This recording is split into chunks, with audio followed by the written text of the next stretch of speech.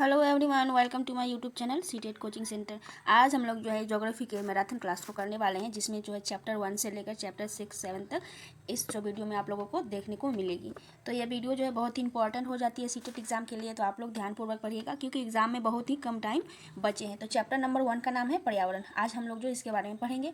फिर जो है इसके बाद जो चैप्टर शुरू होगा वो हमारी पृथ्वी के अंदर। उसके बाद जो इसी तरह जो सीरीज चलेगी 6-7 चैप्टर तक है इस जो क्लास 7 की ज्योग्राफी में। आज हम लोग चैप्टर नंबर 1 को करेंगे। आप लोग वीडियो को लाइक कर दीजिएगा और वीडियो को जो अपने फ्रेंड्स के साथ शेयर कर दिया कीजिएगा। तो चलिए हम लोग चैप्टर नंबर 1 पर्यावरण को स्टार्ट करते हैं।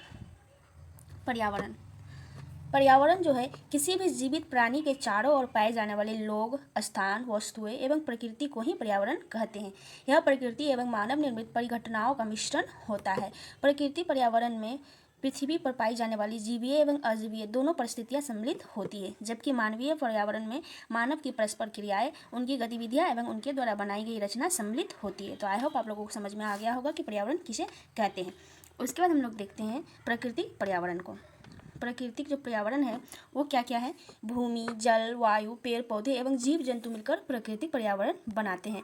स्थल मंडल, जैव मंडल, वायुमंडल एवं जैव मंडल से आप पहले ही परिचित होंगे। पिछली कक्षा में जो हम लोग जैव मंडल के बारे में पढ़े हैं उसकी भी जो मैराथन क्लास और वीडियो जो है वो प्लेलिस्ट में दी गई है। आप लोग जाके क्लास 6 का जो है टोटल ज्योग्राफी के सारे चैप्टर को देख सकते हैं। आज हम लोग 7th क्लास की ज्योग्राफी को कर रहे हैं। उसके बाद बताया गया स्थल मंडल के बारे में। पृथ्वी की ठोस परपटी या कठोर ऊपरी परत को स्थल मंडल कहते हैं। तो स्थल मंडल किसे कहते हैं? तो पृथ्वी की जो ठोस परपटी या कठोर की ऊपरी जो परत होती है, परपटी जो कठोर परपटी होती है वही जो है स्थल मंडल है। यह चट्टानों एवं खनिजों से बना होता है एवं मिट्टी की पतली परत से ढका होता है। यह विभिन्न स्थलाकृतियों वाला विषम धरातल होता है। यह जो स्थलाकृतियाँ है यह महाद्वीपों के अलावा महासागर की सतह पर भी पाई जाती है। स्थल वह क्षेत्र है जो हमें वन, कृषि एवं मानव बस्तियों के लिए भूमि, पशुओं को चराने के लिए घास स्थल भी प्रदान करती है। यह खनिज संपदा का भी एक स्रोत है। उसके बाद हम लोग देखते हैं जलमंडल के बारे में। जलमंडल जल के क्षेत्र को जलमंडल कहते हैं। यह जल के विभिन्न स्रोतों जैसे नदी, झील, समुद्र, महासागर आदि जैसे विभिन्न जलाशयों से मिलकर बनता है। यह सभी प्राणियों के लिए जो है आवश्यक होता है। उसके बाद हम लोग देखते हैं यहाँ पे वायुमंडल के बारे में। क्या बताया गया एनसीईआरटी बुक में वायुमंडल के बारे में? पृथ्वी के चारों ओर फैली वायु की पतली परत को जो है वायुमंडल कहते हैं। पृथ्वी का गुरुत्वाकर्षण बल अपने चारों ओर के वायुमंडल को थामे रखता है। यह सूर्य को झुलसाने वाली गर्मी एवं हानिकारक किरणों से हमारी जो है रक्षा करता है। इनमें कई प्रकार की गैस, धूल कण एवं जलवाष्प उपस्थित रहते हैं। वायुमंडल में परिवर्तन होने से मौसम एवं जलवायु में भी परिवर्तन होता है। उसके बाद यहाँ पे जो बताया गया है पारितंत्र के बारे में। तो पारितंत्र क्या है इसके बारे में बताया गया है एनसीईआरटी बुक में। पारितंत्र जो है प्राय वे एक दूसरे पर भी आश्रित हैं। जीवधारियों का आपसी एवं अपने आसपास के पर्यावरण के बीच संबंध ही जो है पारितंत्र है। तो पारितंत्र क्या है कि अपने जो जीवधारी जो है अपने आसपास के पर्यावरण के बीच जो अपना संबंध स्थापित करते हैं वही है पारितंत्र। वही जो है पारितंत्र का निर्माण करते हैं। अधिक वर्षा वाले वन, घास स्थल, रेगिस्तान, पर्वत, झील, नदी, महासागर एवं छोटे से ताल का भी एक पारितंत्र हो सकता है। पारितंत्र मतलब यही होता है कि एक दूसरे पर आश्रित, जैसे कि जीवधारियों का आपसी एवं अपने आसपास के पर्यावरण के बीच जो संबंध होता है वही है पारितंत्र। उसके बाद यहाँ पे बताया गया है पारितंत्र के बारे में।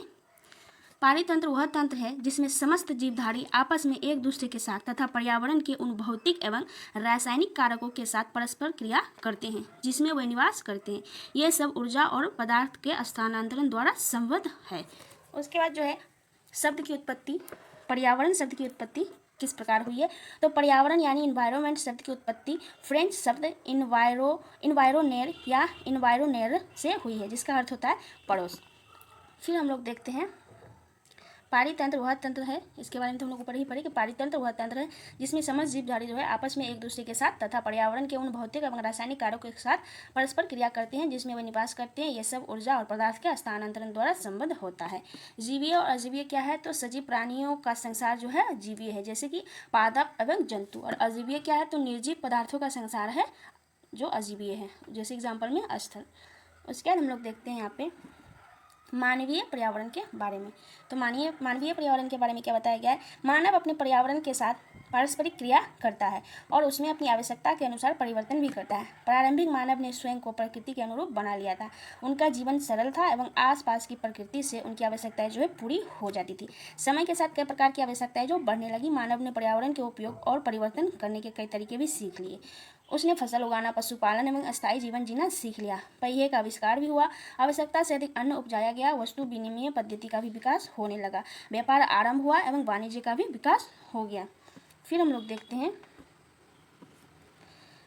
व्यापार आरंभ हुआ और वाणिज्य का भी विकास हुआ। औद्योगिक क्रांति से बड़े पैमाने पर उत्पाद प्रारंभ हो गया। परिवहन तेज गति से प्रारंभ हुआ। सूचना क्रांति से पूरे विश्व में संचार सहज और द्रुत हो गया।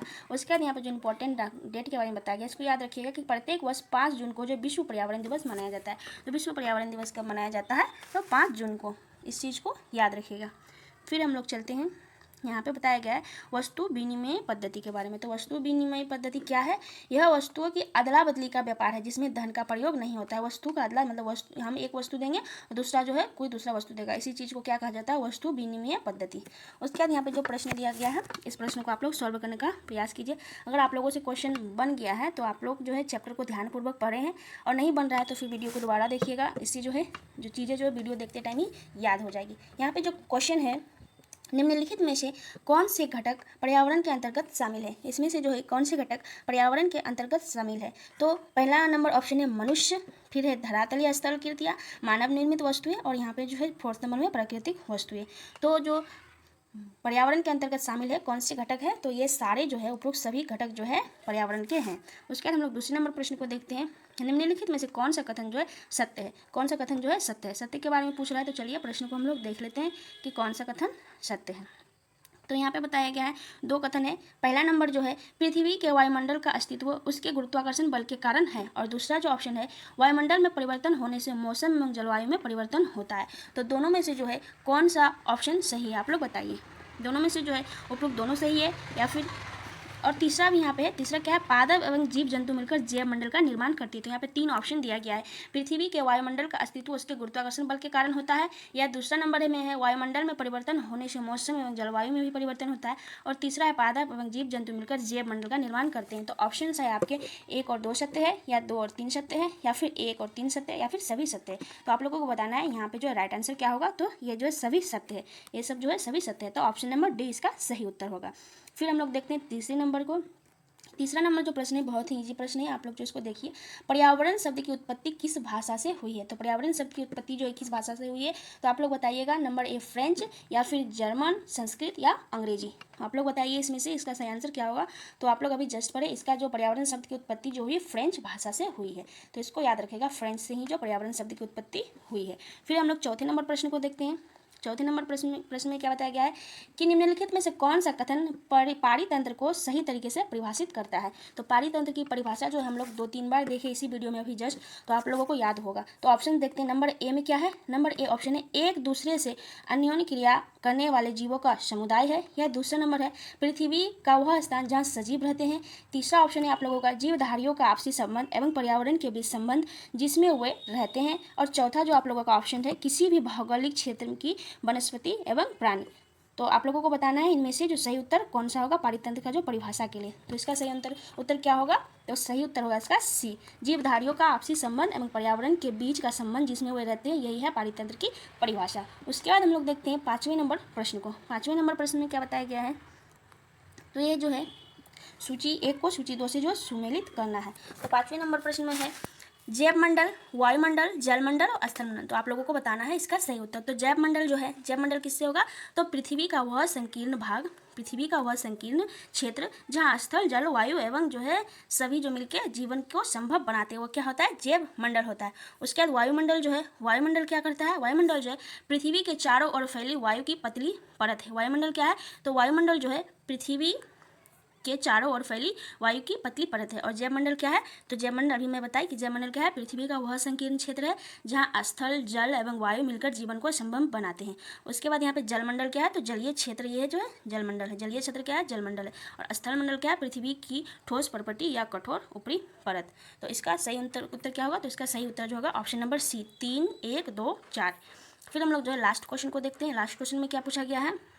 विश्व पर्यावरण दिवस कब मनाया जाता है? तो विश्व पर्यावरण दिवस जो है कब मनाया जाता है, इसका आंसर आप लोग कमेंट बॉक्स में बताइएगा। बहुत ही इजी प्रश्न है कि विश्व पर्यावरण दिवस जो है कब मनाया जाता है। आप लोग कमेंट बॉक्स में इसका जवाब दीजिएगा। अब हम लोग चैप्टर नंबर 2 को पढ़ने वाले हैं। हमारी पृथ्वी के अंदर क्या क्या जो होती है, क्या क्या क्रिया होती है उसको। अगर वीडियो अच्छी लगी है तो आप लोग लाइक कर दीजिए। आज जो हम लोग चैप्टर शुरू करते हैं उसका नाम है हमारी पृथ्वी के अंदर। जो हमारी पृथ्वी के अंदर जो किस प्रकार की गति होती है, किस प्रकार की क्रिया होती है, इस सब चीज़ों को हम लोगों को आज पढ़ना है। तो आज हम लोग पहले पढ़ेंगे पृथ्वी के बारे में। और क्लास 6 और 7 की जो सभी चैप्टर्स हैं मैं आप लोगों को इसी चैनल में करवा दी हूँ। आप लोग चाहे तो उसको भी जाके देख सकते हैं। सीटेट एग्जाम में आप लोगों को बहुत हेल्प करेगी SST पेपर 2 के लिए। तो पृथ्वी जो है आकार में जो है 5वां सबसे बड़ा ग्रह है। इसको याद रखना है कि 5वां। और दूरी के अनुसार क्या है, तो थर्ड। दूरी के अनुसार जो है थर्ड स्थान जो है पृथ्वी को मिलता है। और अपनी अक्ष पे जो झुकी हुई है तो कितना है, 23.5 डिग्री जो है अपनी अक्ष पे झुकी है हुई। इस जो बेसिक नॉलेज को आप लोगों को याद रखना है, ये काफ़ी इंपॉर्टेंट है। तो आज हम लोग देखते हैं पृथ्वी, हमारी पृथ्वी के अंदर। तो परपटी किसको कहा जाता है? सतह की सबसे ऊपरी परत को परपटी कहा जाता है। सतह की जो है सबसे ऊपरी परत, पृथ्वी जो बनी है कि बहुत प्रकार के जो लेयर से बनी है, तो सतह जो है सबसे ऊपर का लेयर जो है, सबसे ऊपर का जो परत है उसको क्या कहा जाता है? परपटी कहा जाता है। यह जो है सबसे पतली परत होती है। यह परत जो है काफ़ी और सबसे पतली परत होती है। और यह परत किन खनिजों से बना है? तो सिलिका तथा एल्यूमिना खनिजों से बना है। तो बस आप लोगों को इसमें क्या याद रखना है कि पृथ्वी की जो है सबसे ऊपरी परत को क्या कहा जाता है? तो परपटी कहा जाता है। और यह परपटी जो है बहुत ही पतली परत होती है। और किसकी बनी होती है?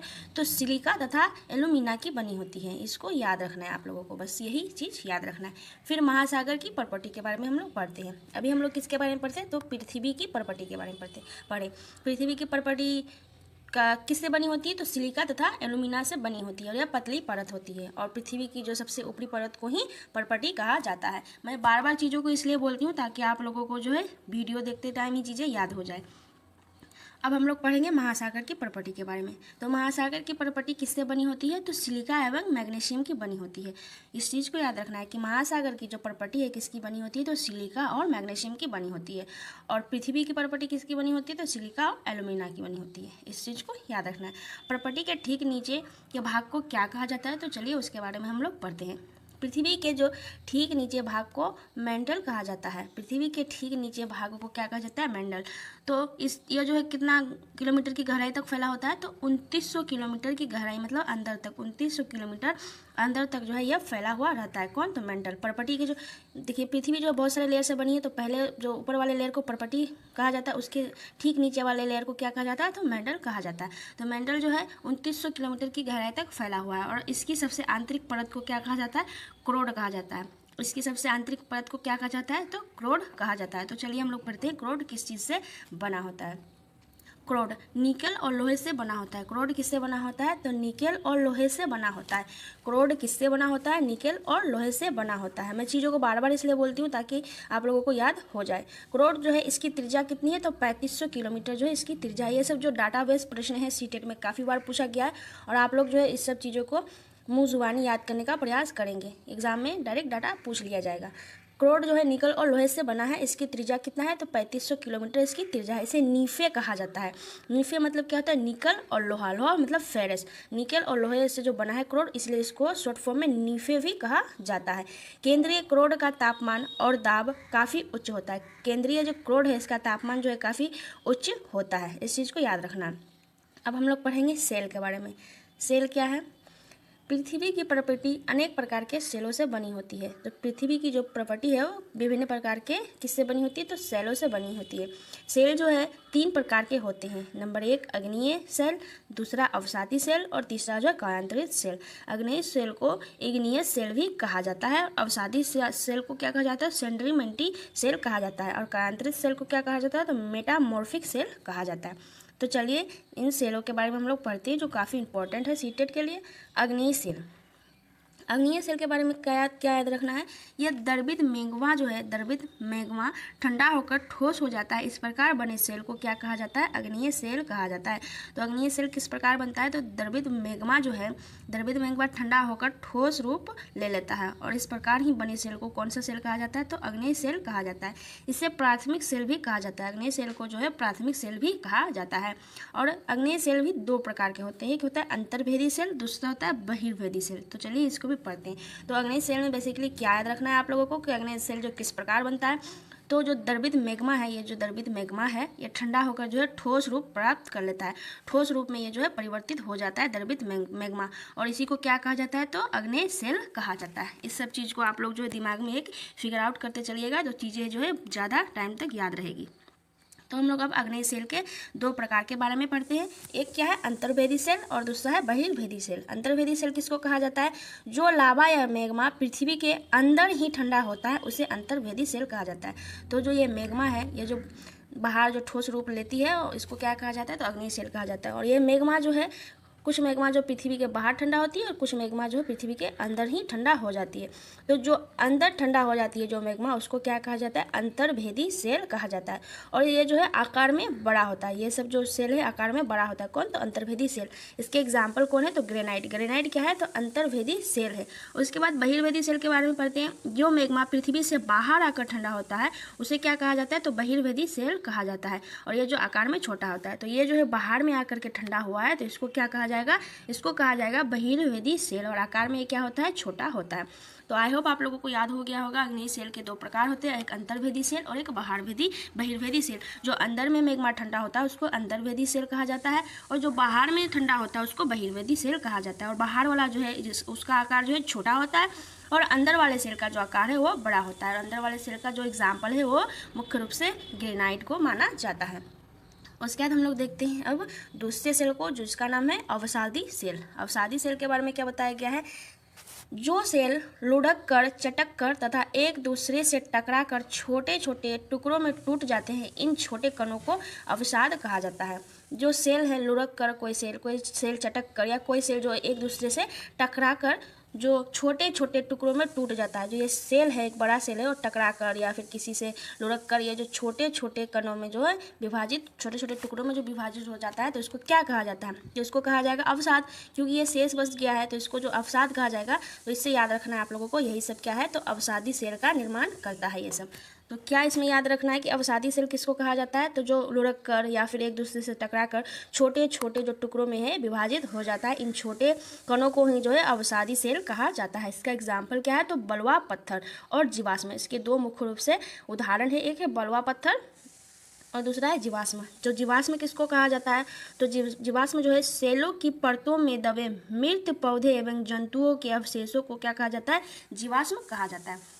तो आप लोग को याद हो गया होगा कि जीवाश्म किसे कहते हैं, कि सेलों की परतों में दबे, जो सेलों की परत है उसमें जो दबे होते हैं कौन, मृत पौधे एवं जंतुओं के अवशेषों को ही क्या कहा जाता है, तो जीवाश्म कहा जाता है। लाइन को आप लोग अगर ध्यान से सुनिएगा और ध्यान से पढ़िएगा तो आप लोगों को जो चीज़ें समझ में आसान तरीके से आ जाएगी।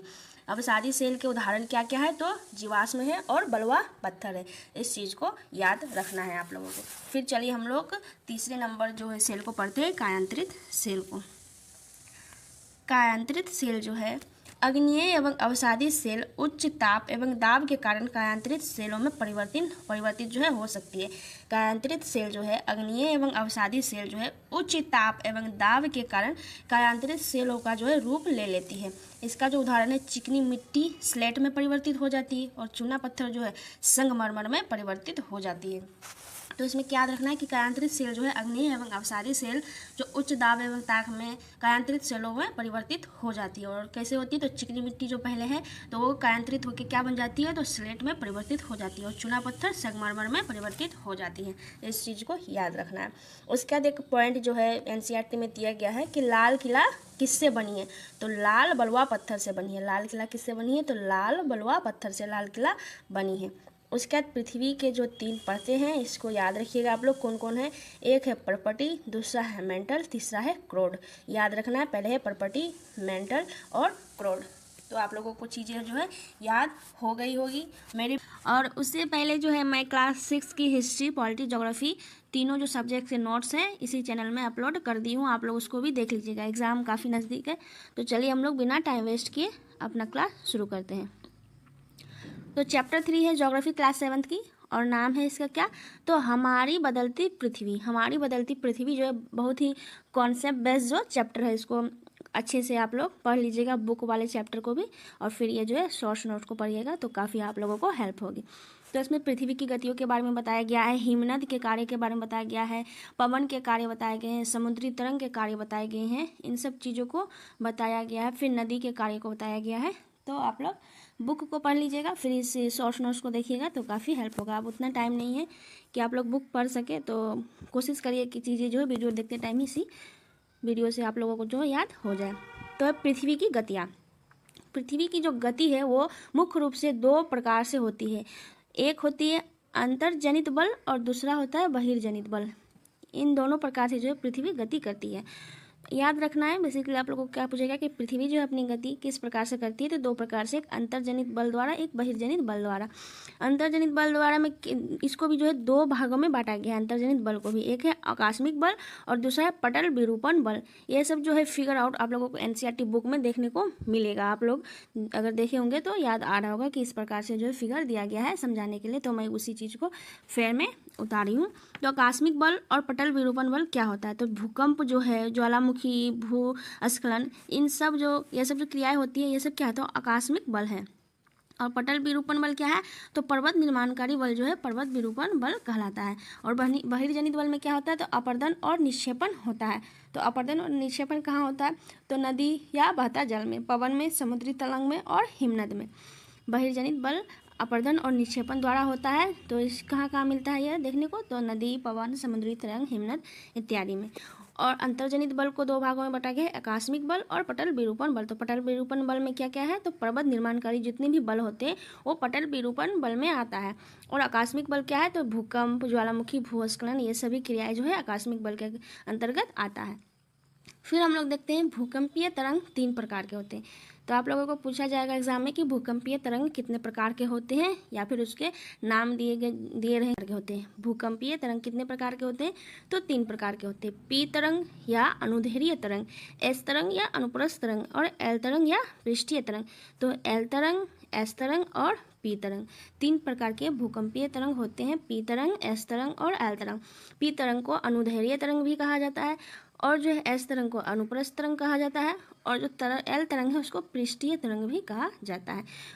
उसके बाद याद रखना है भूकंप की तीव्रता मापी जाती है, तो रिएक्टर स्केल द्वारा मापी जाती है। ये प्रश्न पूछा भी गया है, आप लोग याद रखिएगा। भूकंप की तीव्रता किससे मापी जाती है, तो रिएक्टर स्केल से भूकंप की तीव्रता मापी जाती है। सबसे ऊंचा जलप्रपात कहाँ है, तो दक्षिण अमेरिका के वेनेजुएला का एंजेल जलप्रपात जो है सबसे ऊंचा जलप्रपात है। तो क्या नाम है उसका, तो एंजेल जलप्रपात कहाँ स्थित है, दक्षिण अमेरिका के वेनेजुएला का एंजेल जलप्रपात। उत्तरी अमेरिका के कनाडा तथा संयुक्त राज्य अमेरिका की सीमा पर नियाग्रा जलप्रपात स्थित है। तो नियाग्रा जलप्रपात कहाँ स्थित है, तो उत्तरी अमेरिका के कनाडा तथा संयुक्त राज्य अमेरिका की सीमा पर नियाग्रा जलप्रपात है। फिर हम लोग देखते हैं अफ्रीका में जाम्बिया एवं जिम्बाब्वे की सीमा पर स्थित विक्टोरिया जलप्रपात है। तो विक्टोरिया जलप्रपात कहाँ स्थित है, तो जाम्बिया एवं जिम्बाब्वे की सीमा पर स्थित है। यह सारे पॉइंट्स जो है काफ़ी इंपॉर्टेंट है, और ये सारे पॉइंट्स एनसीईआरटी में दिया गया है और काफ़ी इंपॉर्टेंट है, इसलिए मैं इस सबको यहाँ पे उतार ली हूँ, जिसको आप लोग याद कर लीजिएगा। वीडियो काफ़ी इंपॉर्टेंट है, आप लोग देखिएगा, छोटी वीडियो है पर इसको आप लोग सब्सक्राइब कर लीजिएगा। इस प्रकार के और भी जो है वीडियो मैं लाती रहूँगी। और जो है आप लोग वीडियो को लाइक नहीं करते हैं, तो वीडियो को देखते टाइम अगर पसंद आए तो लाइक कर दिया कीजिए, और चैनल को थोड़ा शेयर भी कर दीजिए, ताकि जो वीडियो है सभी बच्चों तक पहुँच पाए। तो चलिए एग्ज़ाम बहुत नज़दीक है, टाइम ना वेस्ट करते हुए अपना जो है चैप्टर को शुरू करते हैं। चैप्टर का नाम है वायु। हमारी पृथ्वी चारों ओर से वायु की घनी चादर से घिरी हुई है, जिसे वायुमंडल कहते हैं। तो वायुमंडल किसे कहते हैं, जो पृथ्वी के चारों ओर वायु जो है घनी चादर से घिरी हुई है, और जिसे ही क्या कहा जाता है, वायुमंडल कहा जाता है। हमारी जो पृथ्वी है वायु की जो घनी चादर से घिरी हुई है, और इसी को क्या कहा जाता है, वायुमंडल कहा जाता है। कार्बन डाइऑक्साइड वायुमंडल में फैलकर पृथ्वी से विकिरित ऊष्मा को पृथ्वी पर रोककर ग्रीन हाउस प्रभाव पैदा करती है, इसलिए इसे जो है ग्रीन हाउस गैस भी कहा जाता है। तो ग्रीन हाउस गैस किसको कहा जाता है, तो ग्रीन हाउस गैस जो है कार्बन डाइऑक्साइड को कहा जाता है। इसमें से यही याद रखना है कि ग्रीन हाउस गैस किसको कहा जाता है, तो कार्बन डाइऑक्साइड को ग्रीन हाउस गैस कहा जाता है।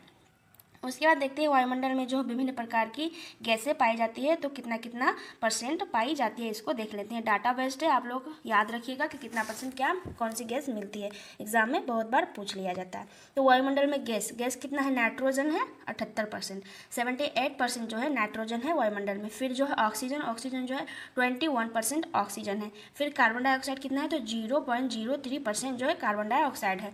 आर्गन कितना है, तो 0.93% जो है आर्गन वायुमंडल में है। फिर अन्य गैसें भी है 0.04% अन्य गैसें।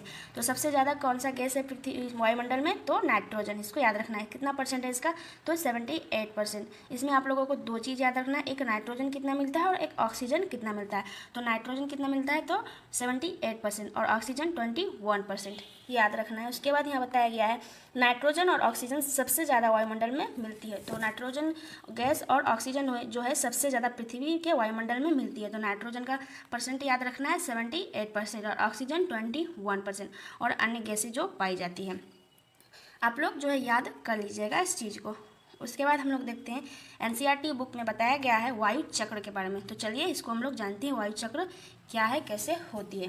तो वायु चक्र, जब वायु गर्म होती है तो फैलती है और हल्की होकर ऊपर उठती है। ठंडी वायु सघन होती है और भारी होती है, इसलिए इसमें जो है नीचे रहने की प्रवृत्ति होती है। गर्म वायु के ऊपर उठने पर आसपास के क्षेत्रों से ठंडी वायु रिक्त स्थान को भरने के लिए वहाँ आ जाती है। इस प्रकार वायु चक्र चलता है। तो उसमें क्या याद रखना है कि वायु जो है जब गर्म होती है तो फैलती है और जो है गर्म वायु हल्की होती है और वो जो है हल्की होने के कारण ऊपर उठती है। और ठंडी वायु जो है वो क्या है, सघन होती है, जिस कारण वो जो भारी होती है और नीचे रहने की प्रवृत्ति इसमें पाई जाती है। गर्म वायु जब ऊपर जब उठने लगती है तो आसपास के क्षेत्रों से ठंडी वायु जो है आ जाती है कहाँ, तो रिक्त स्थानों को भरने के लिए वहाँ आ जाती है। इसी प्रकार जो है वायु चक्र चलता रहता है। तो इसमें हम लोग यही याद रखेंगे कि वायु चक्र जो है किस प्रकार काम करती है। फिर हम लोग देखते हैं वायुमंडल की संरचना। वायुमंडल की संरचना किस प्रकार हुई है, तो वायुमंडल की संरचना जो है उसको 5 परतों में जो विभाजित किया गया है। तो वायुमंडल की संरचना 5 परतों में हमारा वायुमंडल विभाजित है। तो कौन कौन से, क्षोभमंडल, समताप मंडल, मध्यमंडल, बाह्य मंडल और एक बहिर्मंडल। याद रखना है वायुमंडल को हम लोग कितने परतों में विभाजित कर सकते हैं, तो 5 परतों में। तो कौन है नंबर 1 पे, पहले है क्षोभमंडल, फिर है समताप मंडल, फिर मध्यमंडल, बाह्य मंडल और एक बहिर्मंडल। तो 5 जो है परतों में हम लोग वायुमंडल की संरचना को विभाजित कर दिए हैं। अब इसको हम लोग पढ़ते हैं पांचों परतों को। तो यहाँ पे जो है वायुमंडल के बारे में क्या बताया गया है, वायुमंडल जो है हमारी पृथ्वी चारों ओर से गैस की परत से घिरी हुई है, जिसे जो वायुमंडल कहा जाता है। इसको हम लोग ऊपर भी देखिए कि वायुमंडल किसे कहा जाता है। तो हमारी पृथ्वी जो है चारों ओर से गैसों से घिरी हुई है, इन्हीं गैसों के परतों को क्या कहा जाता है, वायुमंडल कहा जाता है। उसके बाद जो हम लोग है इन जो परतों को है आज हम लोग समझने का प्रयास करते हैं। तो पहले क्या आता है, पहले आता है क्षोभ मंडल। 5 परतें होती है वायुमंडल की, तो पहला है क्षोभ मंडल। इसमें क्या होता है, इसमें मौसम संबंधित घटनाएं होती है, जैसे वर्षा, बाढ़, भूकंप इत्यादि जो होती है कहाँ होती है, क्षोभ मंडल में होती है। तो क्षोभ मंडल में क्या होती है, मौसम संबंधित घटनाएं जो होती है कहाँ होती है, क्षोभ मंडल में होती है। फिर इसके बाद जो है समताप मंडल। समताप मंडल का क्या काम है, तो मौसम संबंधित घटनाएं यहाँ नहीं होती है। समताप मंडल में जो है वो मौसम संबंधित घटनाएं नहीं होती है, इसी कारण जो है यहाँ पे हवाई जहाज उड़ते हैं। तो इसको याद रखना है, क्या याद रखना है कि समताप मंडल में जो है मौसम संबंधित घटनाएं नहीं होती है। चीज़ों को बार बार इसलिए दोहरा रही हूँ ताकि आप लोगों को चीज़ें याद हो जाए वीडियो देखते समय ही, क्योंकि कंटेंट बहुत है सबके पास, ये सारे नोट्स सबके पास है, बुक में भी ये सब चीज़ें अवेलेबल है, सब कोई पढ़ लेता है पर याद नहीं रहता है एग्जाम में। तो इसीलिए मैं बार बार चीज़ों को बोलती हूँ ताकि आप लोगों को याद हो जाए। फिर तीसरे नंबर पे आता है मध्यमंडल। तो तीसरा मतलब मध्य मतलब याद रखना मध्यमंडल। इसमें क्या होता है, तो उल्का पिंड जलकर समाप्त हो जाती है। उल्का पिंड जो है जलकर समाप्त हो जाती है, तो कहाँ, तो मध्यमंडल में। फिर आपका आता है आयन मंडल या बाह्य मंडल। इसमें क्या होता है, तो रेडियो संचार के कार्य जो होते हैं इस मंडल में होते हैं, आयन मंडल में या फिर बाह्य मंडल में। उसके बाद है बहिर्मंडल। बहिर्मंडल में क्या होता है, तो अंतरिक्ष संबंधित जो घटनाएं होती है वो बहिर्मंडल में होती है। तो आप लोग इसको याद करने का प्रयास करेंगे। किस प्रकार याद करेंगे कि याद रखना है 5 परतों में विभाजित किया गया है, तो 2 ऊपर 2 नीचे, बीच में क्या है मध्य मतलब मध्य मंडल।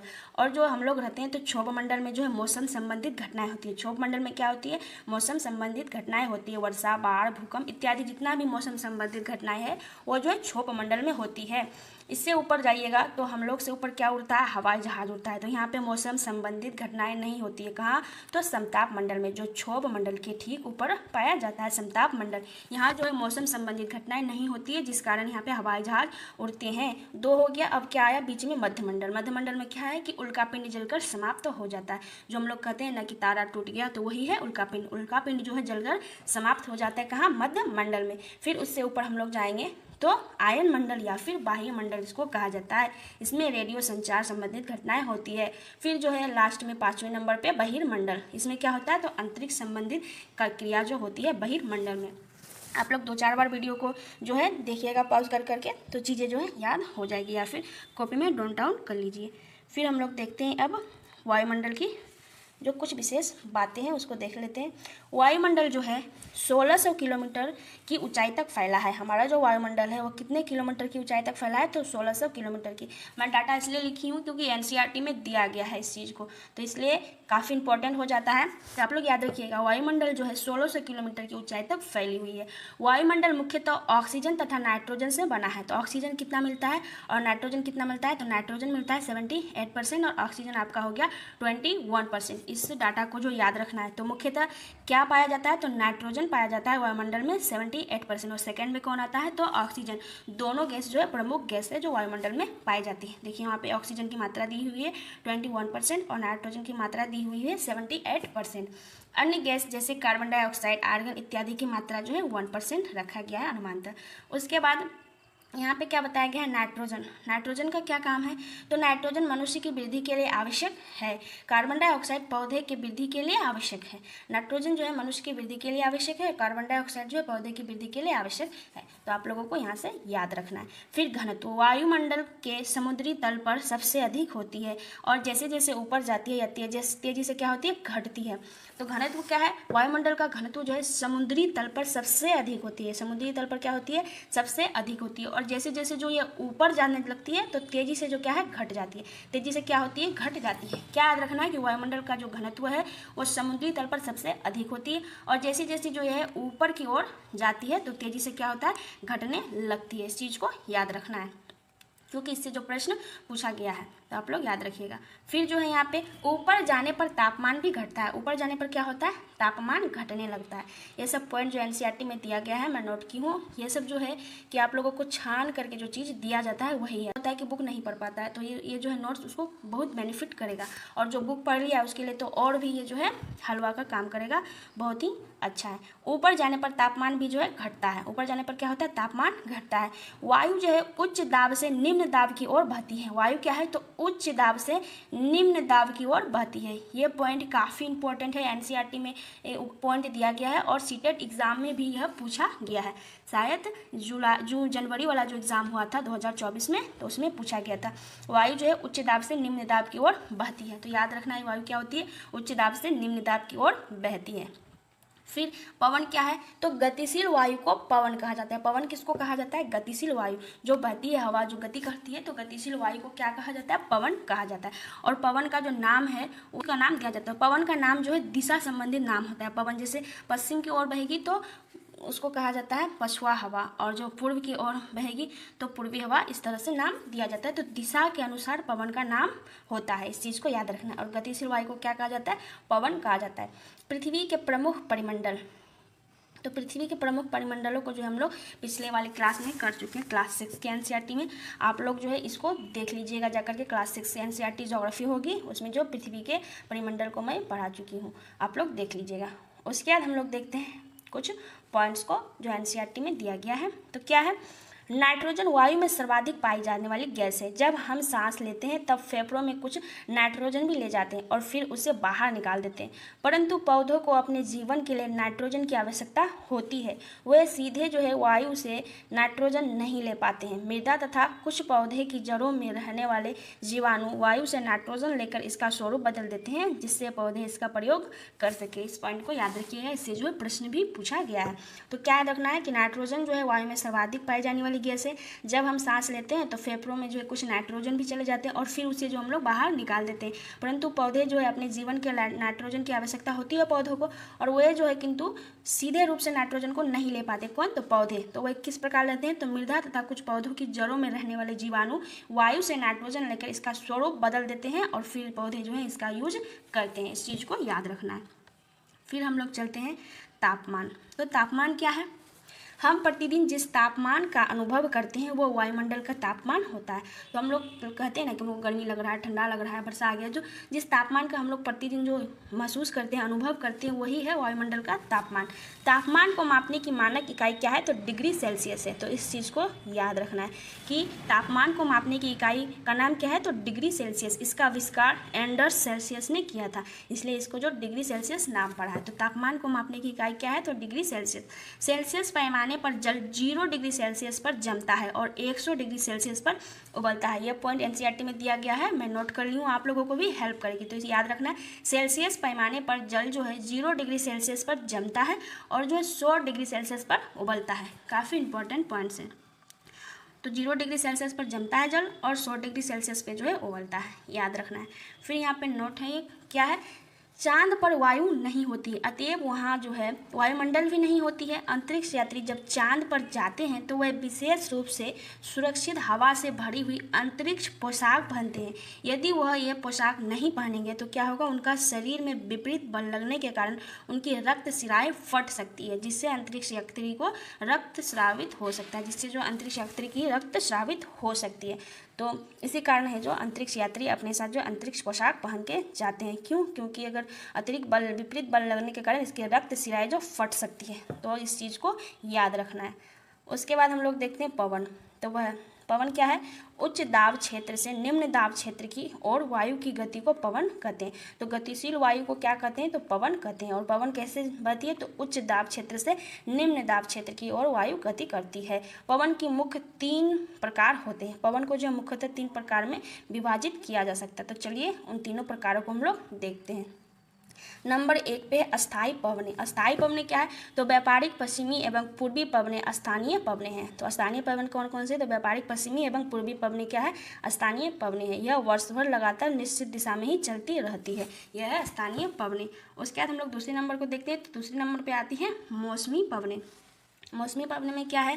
ये पवनें विभिन्न ऋतुओं में अपनी दिशा बदलती रहती है। अपनी दिशा जो ये है विभिन्न ऋतुओं में बदलती रहती है। जैसे एग्जाम्पल है भारत में मानसूनी पवनें। तो मौसमी पवनें क्या है कि विभिन्न ऋतुओं में अपनी दिशा बदलती रहती है, और भारत की मानसूनी पवनें जो है मौसमी पवनों का उदाहरण है।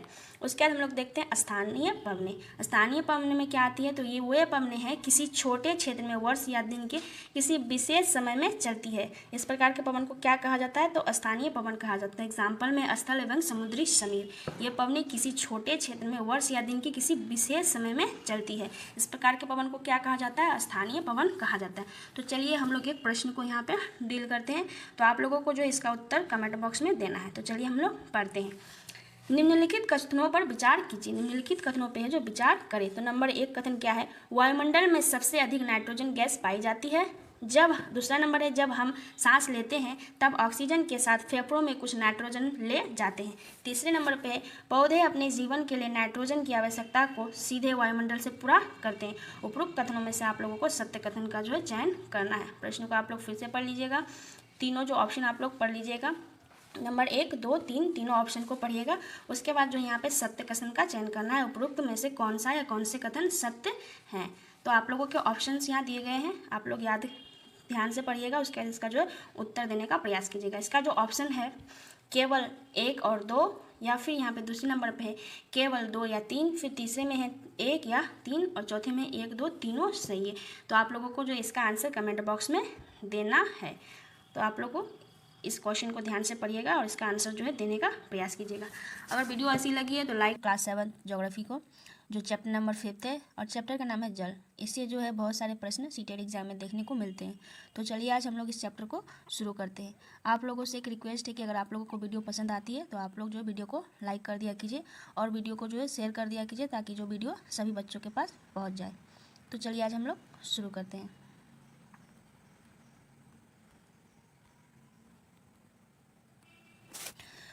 सूर्य के ताप के कारण जल वाष्पित हो जाता है। ठंडा होने पर जल वाष्प संघनित होकर बादलों का रूप ले लेता है।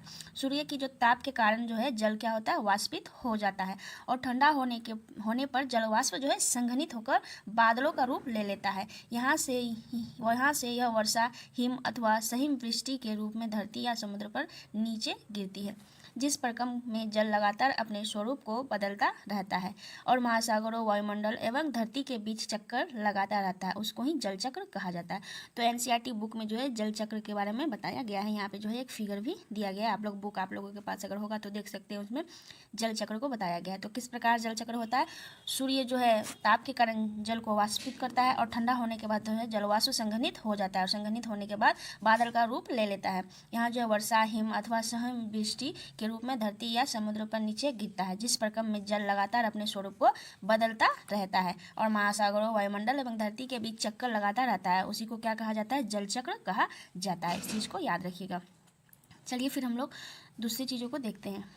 यहाँ पे एक बताया गया है डाटा, लवणता 1000 ग्राम जल में जो है मौजूद नमक की मात्रा होती है महासागर की औसत लवणता का 35%। 35 भाग प्रति 1000 ग्राम जो है लवणता 1000 ग्राम जल में मौजूद नमक की मात्रा होती है। महासागर की औसत लवणता कितना होता है, तो 35 भाग प्रति 1000 ग्राम। इस चीज़ को याद रखना है।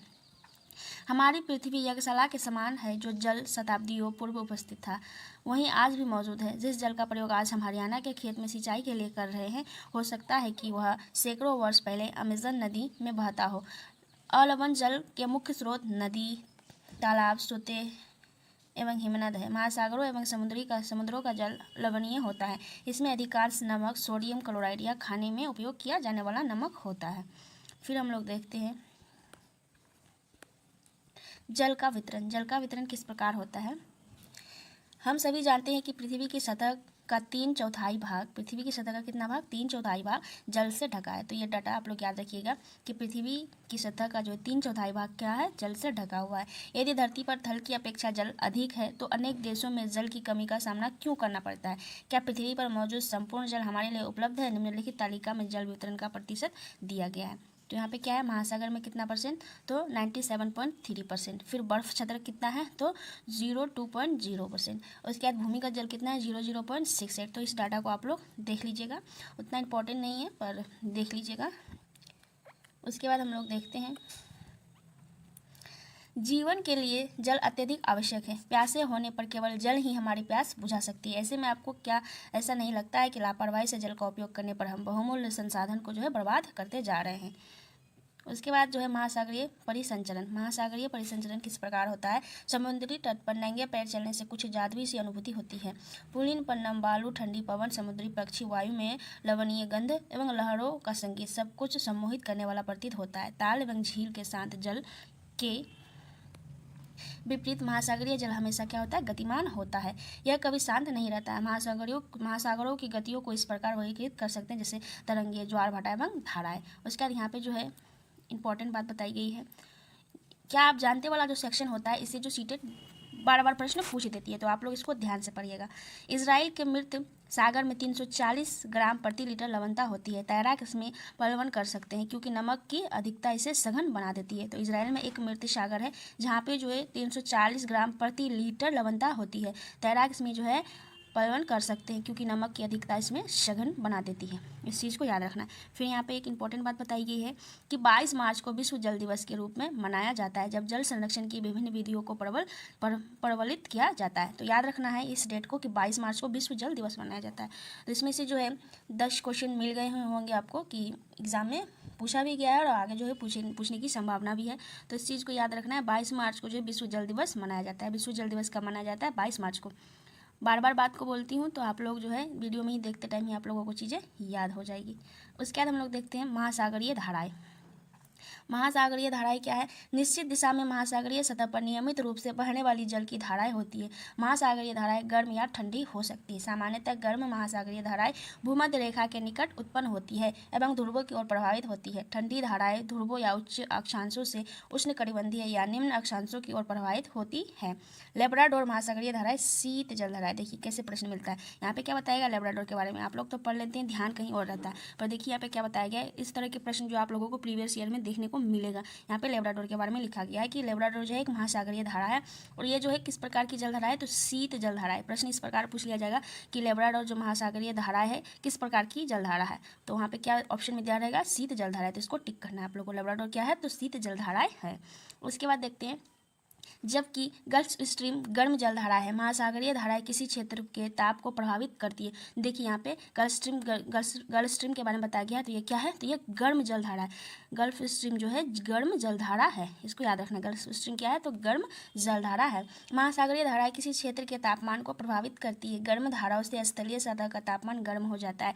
जिस स्थान पर गर्म एवं शीत जलधाराएं मिलती है वह स्थान विश्व भर में सर्वोच्च मत्स्य क्षेत्र माना जाता है। जापान के आसपास एवं उत्तर अमेरिका के पूर्वी तट इसके कुछ उदाहरण हैं। जहां गर्म एवं ठंडी जलधाराएं मिलती हैं वहां कोहरे वाला मौसम बनता है। इसके फलस्वरूप जो है नौ संचालन में बाधा उत्पन्न होती है। तो यहाँ पे कुछ जो है प्रशांत महासागर की जलधाराएं बताई गई है। तो एक होती है महासागरीय धाराएं गर्म जलधारा और दूसरी होती है ठंडी जलधारा।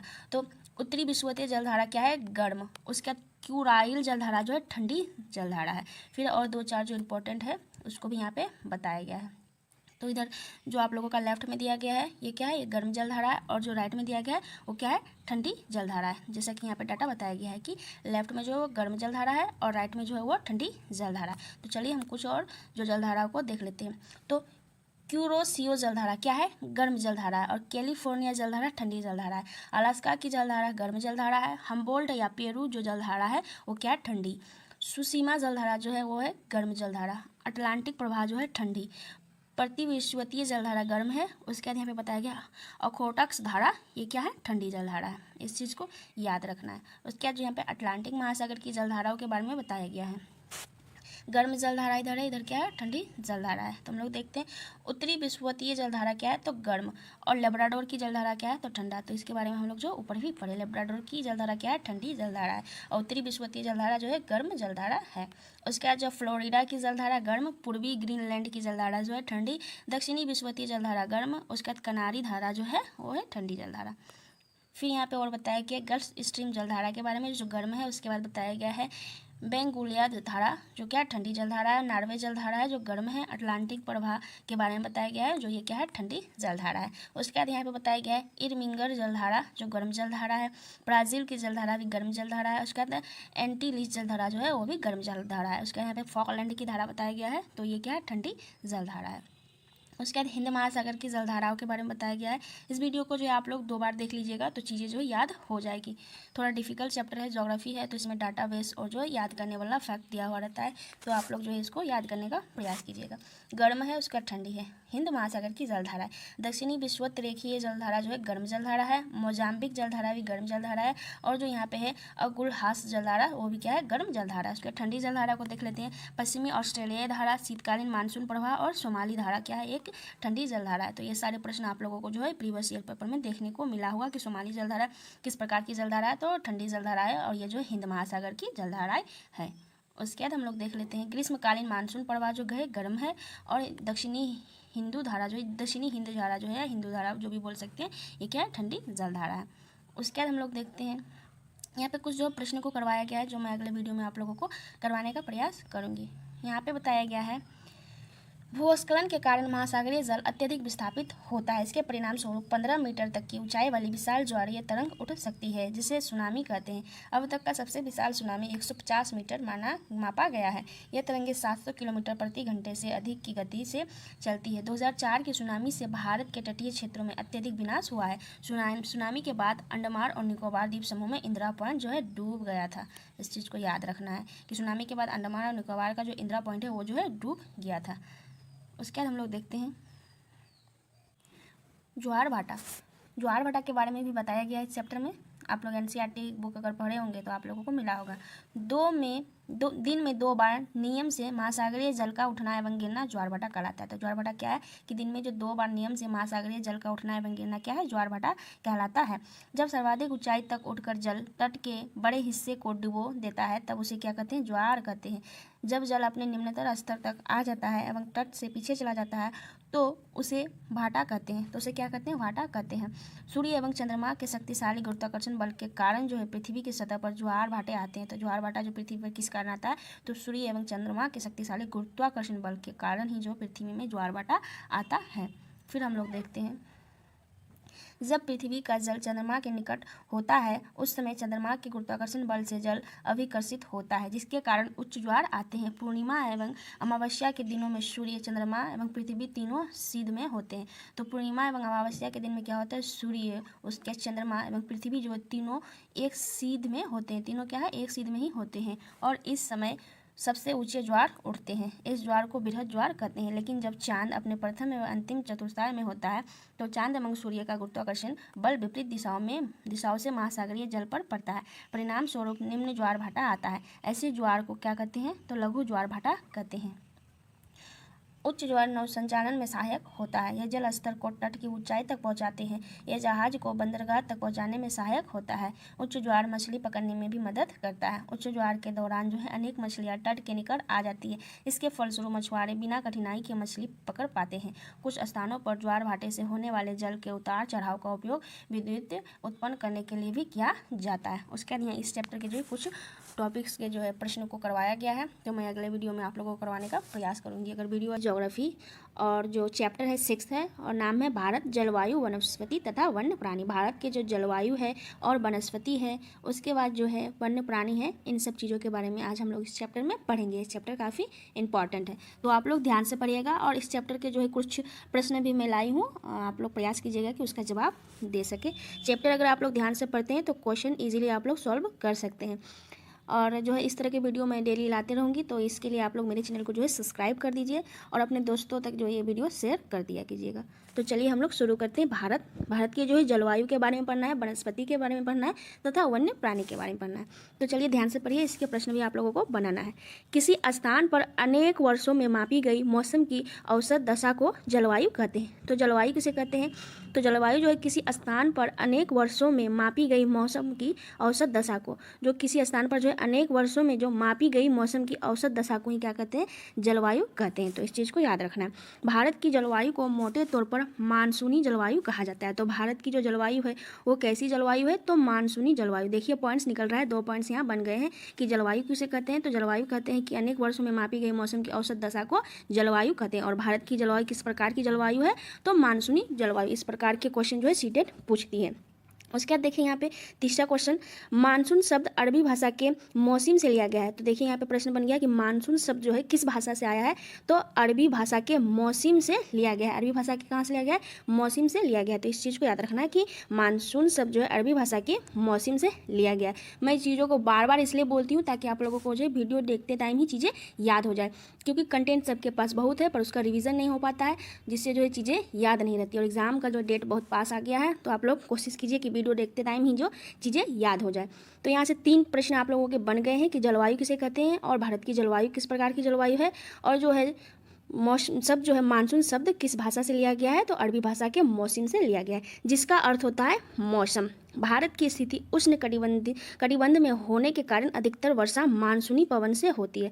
तो भारत की जो स्थिति है उष्ण कटिबंध में होने के कारण ही जो है अधिकतर वर्षा मानसूनी पवन से होती है। तो भारत में अधिकतर वर्षा जो है किस पवन से होती है, तो मानसूनी पवन से। देखिए 4th क्वेश्चन यहाँ से बन गया आप लोगों का। फिर देखिए भारत में कृषि वर्षा पर निर्भर है। भारत में जो कृषि अधिकतर जो है वर्षा पर निर्भर है। अच्छे मानसून का मतलब है पर्याप्त वर्षा तथा प्रचुर मात्रा में फसलों का उत्पादन। तो भारत की कृषि जो किस पर निर्भर है, तो वर्षा पर निर्भर है। और अच्छे मानसून का मतलब क्या होता है कि पर्याप्त वर्षा तथा ज़्यादा वर्षा होगा तो प्रचुर मात्रा में फसलों का उत्पादन भी होगा। तो देखिए 4-5 क्वेश्चन जो है इस इतना सा जो है टॉपिक में आप लोगों को मिल गया। 4-5 क्वेश्चन सीटेट इसी प्रकार के क्वेश्चन पूछती है। तो चलिए आप लोग क्वेश्चन जो है सॉल्व कीजिए। क्वेश्चन क्या पूछा गया है कि मानसून शब्द की उत्पत्ति जो है किस भाषा से हुई है, अरबी भाषा से, फारसी भाषा से, लैटिन भाषा से या संस्कृत भाषा से। तो आप लोगों को आंसर बताना है। तो अब अभी हम लोग जो ऊपर पढ़े वो क्या, अरबी भाषा से लिया गया है। मानसून शब्द की उत्पत्ति किस भाषा से हुई है, तो अरबी भाषा से। इसको याद रखना है कि मानसून भाषा जो है अरबी भाषा से लिया गया है मानसून शब्द। फिर देखिए दूसरे नंबर प्रश्न को, ये सारे प्रश्न जो ऊपर हम लोग अभी पढ़े वहीं से बनाया गया है। तो देखिए कितना ध्यान से आप लोग अभी पढ़े। अगर क्वेश्चन सोल्व हो रहा है तो आप लोग का ध्यान यही है, और एग्जाम भी आप लोगों का जो है ईजी तरीके से क्वालिफाई हो जाएगा। तो दूसरे प्रश्न को पढ़ते हैं, निम्नलिखित में से भारत के किस भाग में लौटते समय मानसून के कारण वर्षा होती है। तो ऑप्शन है असम, महाराष्ट्र एवं बिहार, बंगाल एवं राजस्थान, तमिलनाडु एवं आंध्र प्रदेश। तो जो है भारत के किस भाग में लौटते हुए मानसून के कारण वर्षा होती है, इसका आंसर आप लोगों को बताना है। तो इसका करेक्ट आंसर होगा तमिलनाडु एवं आंध्र प्रदेश। तमिलनाडु एवं आंध्र प्रदेश राज्य जो है भारत के जो राज्य हैं इसमें जो है लौटते हुए मानसून के कारण वर्षा होती है। तो किस राज्य में? तमिलनाडु तथा आंध्र प्रदेश में। अब चलिए कथन वाले प्रश्न को देख लेते हैं। नीचे जो है तीसरे नंबर प्रश्न को जो है आप लोग अच्छे से देखिएगा। नीचे दिए गए कथन एवं कारण पर विचार कीजिए। भारत की जलवायु को मानसूनी जलवायु कहा जाता है, इसको हम लोग जस्ट अभी ऊपर पढ़े। और दूसरा जो है कारण, भारत की स्थिति उष्ण कटिबंध में होने के कारण अधिकतर वर्षा मानसूनी पवन होती है। तो देखिए जब भी आप लोग कथन कारण वाले प्रश्न बनाइएगा तो कोशिश करिएगा कि उसमें क्योंकि लगा के प्रश्न को पढ़िए। जैसे कि यहाँ पे बताया गया कथन, भारत की जलवायु को मानसूनी जलवायु कहा जाता है, यहाँ पे लगाइएगा क्यों की। उसके बाद कारण पढ़िएगा, क्योंकि भारत की स्थिति उष्ण कटिबंध में होने के कारण अधिकतर वर्षा मानसूनी पवन से होती है। तो देखिए यहाँ पे जो बताया गया है ए और आर दोनों सही है तथा आर ए की सही व्याख्या करता है, या फिर बी नंबर में है ए और आर दोनों सही है तथा आर ए की सही व्याख्या नहीं करता है। उसके बाद ए और ए सही है, आर गलत है, और ए गलत है, आर सही है। तो इसमें जो है प्रश्न में तो आप लोग अभी जस्ट ऊपर पढ़े कि भारत की जलवायु को जो है मानसूनी जलवायु कहा जाता है, और इसलिए कहा जाता है कि भारत की स्थिति उष्ण कटिबंध में होने के कारण यहाँ पे जो है अधिक वर्षा होती है। तो इसका सही आंसर जो होगा ए नंबर, ए और आर दोनों सही है तथा आर ए की व्याख्या करता है। तो इसका सही आंसर क्या होगा? इसका सही आंसर होगा ए एवं आर दोनों सही है तथा आर ए की सही व्याख्या करता है। उसके बाद हम लोग चलते हैं अब नेक्स्ट टॉपिक में। नेक्स्ट टॉपिक क्या है?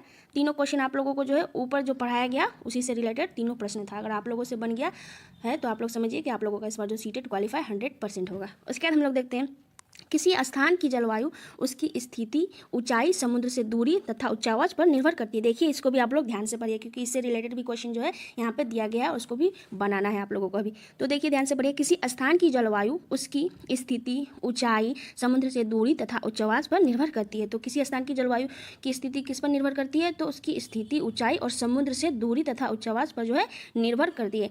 इसलिए हमें भारत की जलवायु में क्षेत्रीय विभिन्नता का अनुभव होता है। राजस्थान के मरुस्थल में स्थित जैसलमेर तथा बीकानेर बहुत गर्म स्थल है। तो देखिए यहाँ पे क्या बताया गया, राजस्थान के मरुस्थल में स्थित जैसलमेर जो है और बीकानेर यह सबसे गर्म स्थान है, जबकि लद्दाख के द्रास एवं कारगिल में बर्फीली ठंड पड़ती है। तटीय क्षेत्र जिसमें मुंबई तथा कोलकाता की जलवायु मध्यम है, वह ना ही अधिक गर्म है और ना ही अधिक ठंडा। समुद्र तट पर होने के कारण ये स्थान बहुत अधिक आर्द्र है। विश्व में सबसे अधिक वर्षा मेघालय में स्थित मौसिनराम में होता है। तो देखिए यहाँ से जो ये काफ़ी इंपॉर्टेंट प्रश्न है और जो पूछा भी गया है एग्जाम में कि विश्व में सबसे अधिक वर्षा कहाँ होती है, तो मेघालय राज्य के मौसिनराम में होती है। इस चीज़ को याद रखना है। उसके बाद देखते हैं इसके कुछ प्रश्न को देख लेते हैं। तो चलिए इसके कुछ प्रश्न को देखते हैं। देखिए मौसिनराम में जो है सबसे ज़्यादा वर्षा होती है, और मौसिनराम कहाँ स्थित है? तो मेघालय राज्य में। जबकि किसी किसी वर्ष राजस्थान के जैसलमेर में वर्षा ही नहीं होती है। किसी किसी वर्ष जो है राजस्थान के जैसलमेर में वर्षा होती ही नहीं है। तो चलिए अब हम लोग प्रश्न को कर लेते हैं। तो ध्यान से प्रश्न को पढ़ते हैं। क्या बताया गया इसमें? किसी स्थान की जलवायु के निर्धारण में कौन से कारक महत्वपूर्ण होते हैं? किसी स्थान के जलवायु के निर्धारण में कौन से कारक महत्वपूर्ण होते हैं? अभी हम लोग जस्ट पढ़े इसके बारे में। तो ऑप्शंस है स्थान की स्थिति, या ऊंचाई, या समुद्र से दूरी, और 4 नंबर में है उच्चावच। तो किसी स्थान की जलवायु किस पर निर्भर करती है? तो इन सभी पे निर्भर करती है। अभी हम लोग जस्ट पढ़े किस पे निर्भर करती है? तो स्थान की स्थिति पर भी निर्भर करती है, ऊंचाई पर भी निर्भर करती है, समुद्र से दूरी पर भी निर्भर करती है और उच्चावच पर भी निर्भर करती है। क्या? तो किसी स्थान की जलवायु के निर्धारण में ये सब जो है महत्वपूर्ण कारक है। तो इसका आंसर होगा डी, उपरोक्त सभी। इसका क्या आंसर होगा? डी, उपरोक्त सभी। अब देखते हैं हम लोग 5वें नंबर प्रश्न को। देखिए ये वाला प्रश्न भी हम लोग अभी जस्ट पढ़े। विश्व में सर्वाधिक वर्षा कहाँ होती है? तो आप लोग बताइएगा कि विश्व में सर्वाधिक वर्षा कहाँ होती है? पचमंडी, चेरापूंजी, मानसिनराम या ऊटी में? तो कहाँ होती है? तो इसका सही आंसर है सी, मानसिनराम में। विश्व की सबसे जो सर्वाधिक वर्षा जो कहाँ होती है सबसे ज़्यादा? मानसिनराम। और मानसिनराम कहाँ स्थित है? तो मानसिनराम स्थित है मेघालय राज्य में।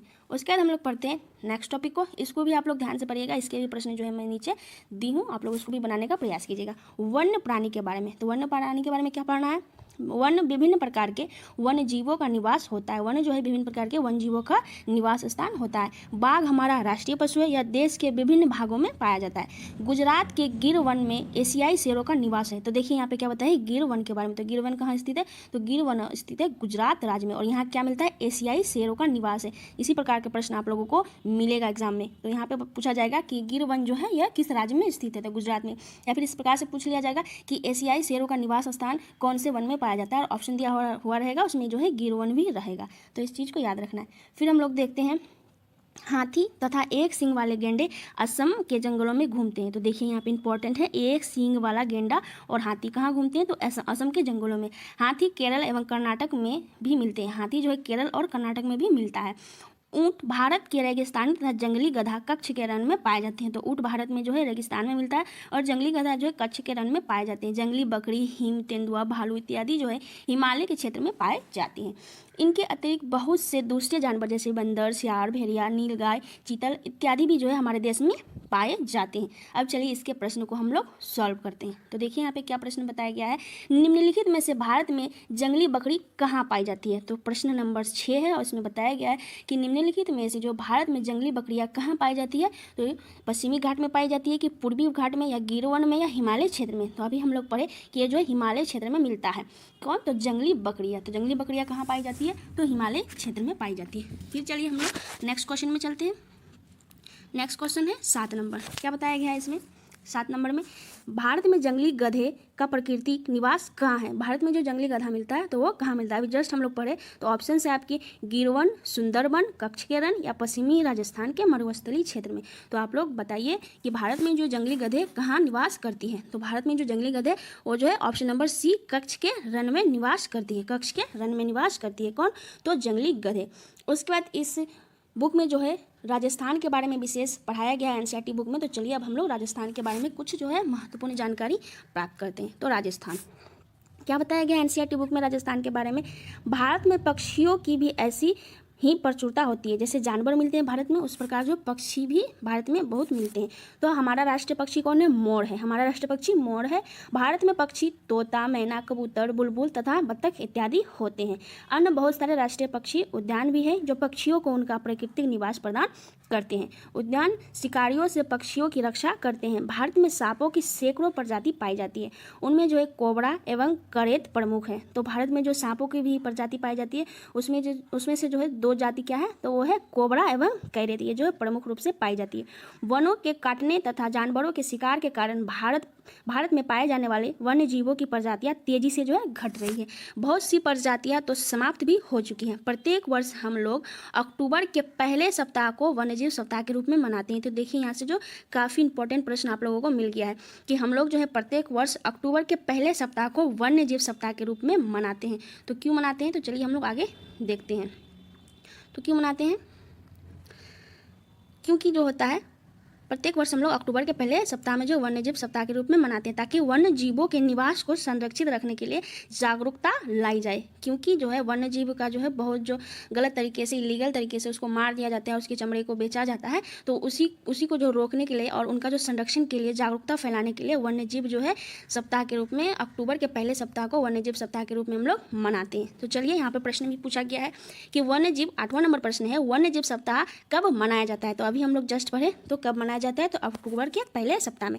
इसका जो ऑप्शन नंबर 1 ही सही होगा।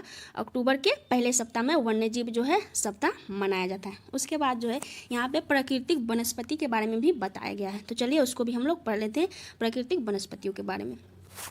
प्राकृतिक वनस्पतियों, हम अपने चारों तरफ विभिन्न प्रकार का पादप जीव देखते हैं। हरे घास वाले मैदान में खेलना कितना अच्छा लगता है। कुछ पौधे छोटे होते हैं जिन्हें झाड़ी कहा जाता है, जैसे कैक्टस तथा फूलों वाले पौधे इत्यादि। इसके अतिरिक्त बहुत से लंबे वृक्ष होते हैं, उनमें से कुछ में बहुत शाखाएं तथा पत्तियां होती हैं, जैसे नीम, आम। तो कुछ वृक्ष ऐसे होते हैं जिनमें जो है पत्तियों की मात्रा बहुत कम होती है, जैसे नारियल। घास, झाड़ियाँ तथा पौधे जो बिना मनुष्य की सहायता से उपजते हैं उन्हें जो है प्राकृतिक वनस्पतियाँ कहा जाता है। उसके बाद जो यहाँ पे कुछ बताया गया है कि एनसीईआरटी बुक जो है बच्चों का बुक है, तो इसमें जो बच्चों की तरह पढ़ाया गया है। तो यहाँ पे कुछ क्या बताया गया है कि आप कभी यह नहीं सोचते हैं कि एक दूसरे से किस प्रकार भिन्न हैं आप। अलग अलग जलवायु में अलग अलग प्रकार की वनस्पतियाँ पाई जाती है।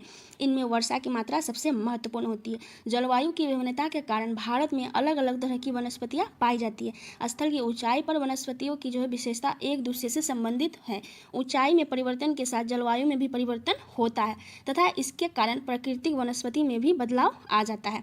वनस्पति की वृद्धि तापमान एवं नमी पर निर्भर करती है। वनस्पति की वृद्धि किस पर निर्भर करती है, तो तापमान एवं नमी पर निर्भर करती है। इसके अलावा यह ढाल एवं मिट्टी की परत की मोटाई जैसे कारकों पर भी जो है निर्भर करती है। इन घटकों में अंतर के कारण किसी स्थान की प्राकृतिक वनस्पति की सघनता एवं प्रकार में भी परिवर्तन होता है।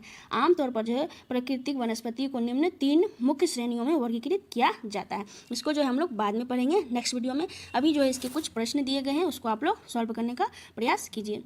तो यहाँ पे क्या बताया गया है, जो प्रश्न है यहाँ पे क्या बताया गया है, देखिए, निम्नलिखित में से किन कारकों पर किसी वनस्पति की वृद्धि निर्भर करती है। तो किसी वनस्पति की वृद्धि किस पर निर्भर करती है, अभी हम लोग जस्ट ऊपर पढ़े। तो ऑप्शन है आप लोगों के तापमान, नमी, और तीसरा ऑप्शन जो है मिट्टी की परत की मोटाई, और चौथा जो है वन्यजीव। तो इसका जो आंसर होगा 1 या 2 3 या फिर 1 2 3 या सभी। तो इसका आंसर आप लोग कमेंट बॉक्स में बताइएगा कि जो है निम्नलिखित में किन कारकों पर किसी वनस्पति की वृद्धि निर्भर करती है, तापमान, नमी, मिट्टी की परत की मोटाई या वन्यजीव में। इसका आंसर आप लोगों को कमेंट बॉक्स में बताना है। अगर आप लोगों को मेरी वीडियो अच्छी लगती है तो मेरे चैनल को आप लोग सब्सक्राइब ज़रूर कीजिएगा और वीडियो को अपने दोस्तों तक शेयर कीजिए, ताकि जो क्लास आप लोग कर रहे हैं आप लोगों के जो दोस्त को भी इसका फ़ायदा मिले। तो मिलते हैं नेक्स्ट वीडियो में। धन्यवाद।